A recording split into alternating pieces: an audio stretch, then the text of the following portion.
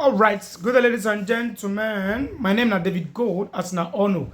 Now welcome to Kokwe Radio and Television Station where they giving a back to back as they happen and as they suburb for the Obodo, Nigeria. Still on top the political analysis and on the Peter Obi rematter on the state of the nation. He has come on the video of an interview with Rufai of the Arise TV. Has gone on this matter. Don't talk say we are in the country. We live in a country of propaganda, and that is full of lies. Where the party chairman will be referred to as the governor that give directive on how a candidate must obey to his or her command. So long still, if you have not subscribed to this YouTube channel, try as much as possible. May take picture consider if it is suburb, may if they hear the update as they share. On this interview, His Excellency Peter Obi has said a lot of things, and his plan that he has planned in his previous manifestos during 2023 presidential elections. And now he said this prayer will day now Peter will be say everybody just dey lie up and down in order to thief money and to pack money. Watch the first clip. We'll be right back.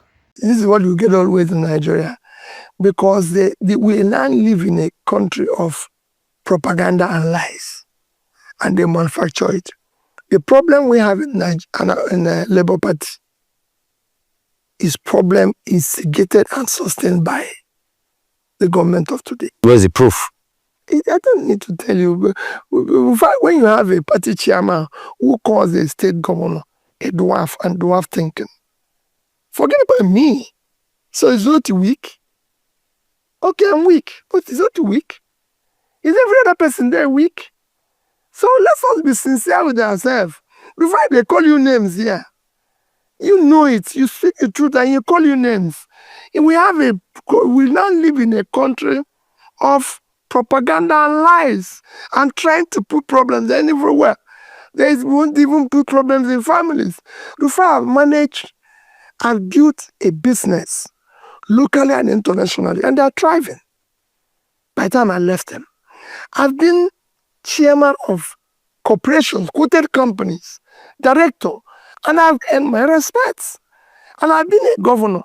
There's no place that I've shown weakness. Rufai, I returned school that was taken from churches 40 years that nobody could even dare mention. But these are the point people. These are the points people like Kenneth Okonkwo. Yes. These are the things they said against you. It's just Kenneth Okonkwo. Who again?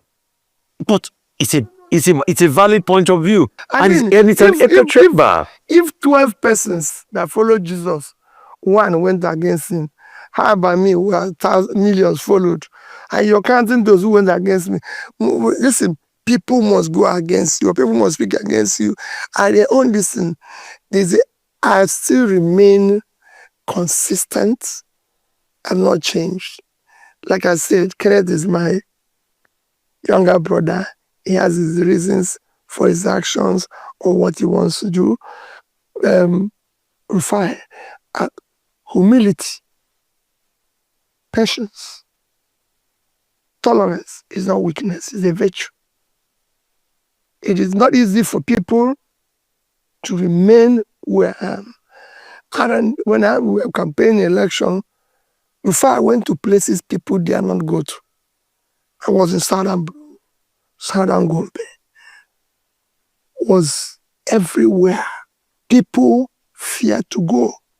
Before I drive around this country today, this year alone, I've driven from Abuja to Kafancha, to Kaduna, to Kano, to Katsina, to Jigawa, to Jos, to Benue, to Kogi.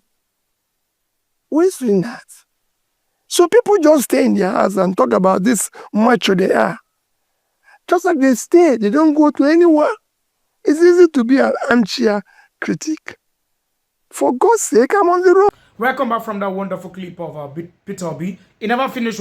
Another one I don't talk. Say by the time when he was still a governor of Anambra State, he said why he was submitting his handing over note, he left a certain amount inside First Bank, Access Bank, and I think 3 other banks. And with what I'm about to show you right now, you will see that there's a difference between a leader and a boss. When somebody is being trained or have this understanding of what is meant for the citizen should be given to the citizen. Watch the video. We'll be right back. The money I left behind was not left in overseas. I left money in 3 banks. Those 3 banks are there. You can go there. In fact, after this interview, I have in my little office here a photocopy. I will give you a photocopy of my handover note, including the balances of that account as I did I left office, issued by the banks. I left in Access Bank, which is still there. 12 billion naira, $50 million. And I'm going to give you a copy. 12 billion naira and $50 million in Access Bank. I left in Diamond Bank. 12 billion naira, $50 million. In Diamond? Diamond. I left in Fidelity Bank. 12 billion naira, $50 million. $50 million in these 3 accounts. And 12 billion naira. And 36 billion. What debts did you... 1 minute. They're documented. Rufai, the day I left office, I was not owing one contractor, one supplier who have executed his job. If you see one today, I challenge you. Go and sit. I was not owing any civil servant that was supposed to be paid by the state salary. I was not owing gratuity. I was not owing pension. Additionally, if you want to know, I left salary, enough to pay salary for 3 months. It's documented. And I'm going to give you the documents. It's not something that anybody... So I wasn't owing anybody. So you said you were not owing people that had completed their job, but you were owing those that had not completed their jobs. If you haven't done your job, can I pay you? How can you pay somebody who haven't completed a job? Even you. So you had paid, you are not paid those that were not completed, that the job was still ongoing. If your job is ongoing, I won't. Let me give you an example.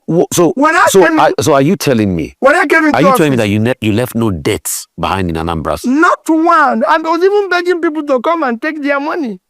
If you had a job in Anambra, you can go and ask anybody. Not one. Anybody who tells you Peter B was owing him, call the person. I've challenged people for 10 years. All right, so he never finished. So still on top of this Peter Obi matter on this interview with Erufai of the Arise TV. Let me give us this last clip before I give an analysis on top of this matter, because when a man is good, there's no doubt about it. Peter Obi is the right candidate, right presidential candidate that can solve Nigerian problem. Not even 100%, but at least 80% or 75%. Where we say we, the citizen, we enjoy the equal rights. And nobody say this one, a son of governor, in rights they're different from an ordinary citizen. No, nobody that way they talk about. All right, watch this last clip, and we'll be right back of Peter Obi on an interview with Erufai. I was surprised when you said this is about Christians. They should have even said some things that I said. I did that was positive, or I said I was positive.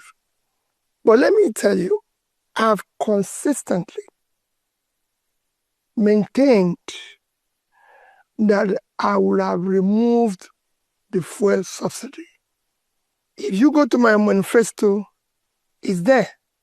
Steps I would have taken to do it in an organized manner. There was nothing wrong in removal of subsidy. What is wrong is the haphazard way in which it was announced and implemented. Everybody know that the subsidy regime was a solution of criminality, that there was a lot of corruption around everybody, which needed to bundle that aspect out of it, do it in an organized manner. And since you're doing it for savings, we're told we're doing it because we don't want to continue to borrow to continue the subsidy. And the removal of it will be able to have available funds to be invested in critical area of development. With honest things, billions saved. Where is it? Where is he invested in those critical areas of development? They said they've given the money to the governors. That's what. No. They said they've increased their FAC allocation. We're fine. They said most of the states have been able to pay their bill. Everybody knows what critical areas of development is. And I say it morning, afternoon, night. It is education, health, and pulling people out of poverty. Rufai, is any of these three, has it improved? No. The Minister of Health said they're getting new primary health care centers. As regards education, they said they have done NEL Fund, where they give student loan to people. As regards infrastructure, they talk about Postal Road and other things. Let me just finish, Rufai. What I'm saying is, if you look at this, so you have removed this. People are paying more for fuel. It has escalated cost of everything, and we are not seeing where. The same thing with what you're talking about, issue of Naira. There's nothing wrong with floating your currency. There's nothing wrong in even devaluing your currency. But you do this when you have productivity. What devaluation or floating does is that your currency becomes, in terms of value, low. You attract investment. Your products becomes unmarketable. But where we are unproductive, you have nothing to sell. So it's a double whammy. So in all this, I would have done the same thing in an organized manner. And when people say alternative economic policies, they're there. All right, welcome back from that wonderful clip of Peter Obi. You see, from where Nigerians and where these politicians supposedly fear Peter Obi, with the kind spirit and the kind motion where that guy get, now from this party of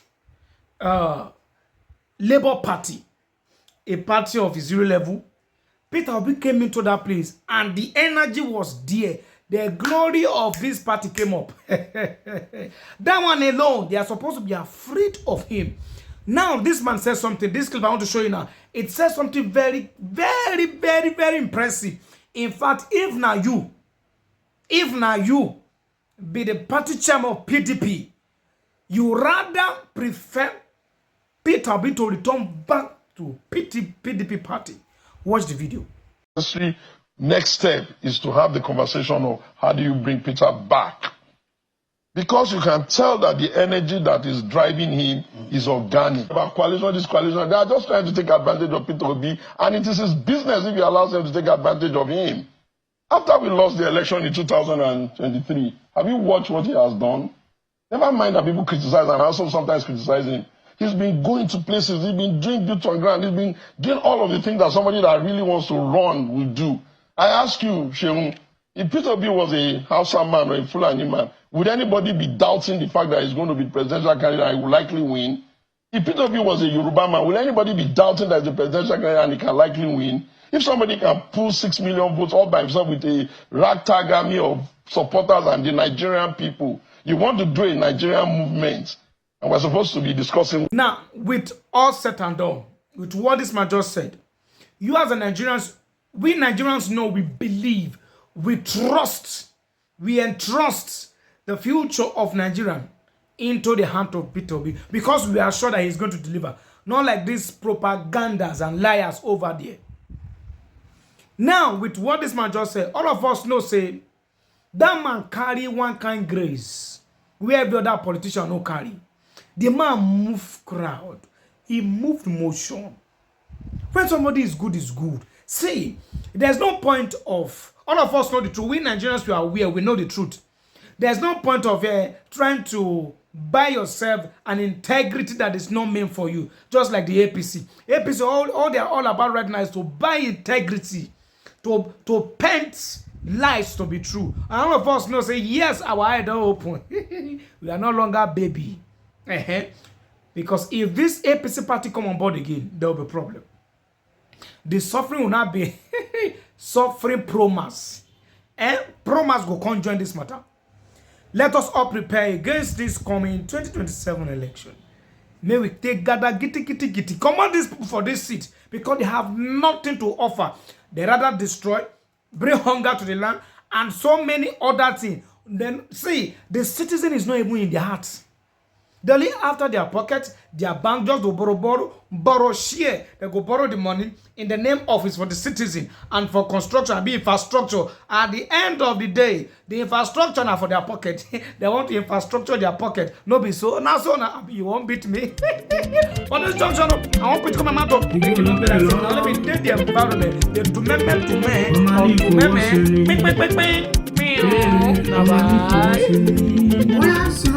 to Bóyá sanwó mi, tó bá tètè sanwó mi, màá fi mọ́ ẹ̀fọn fèrè, tó bá tètè sanwó mi.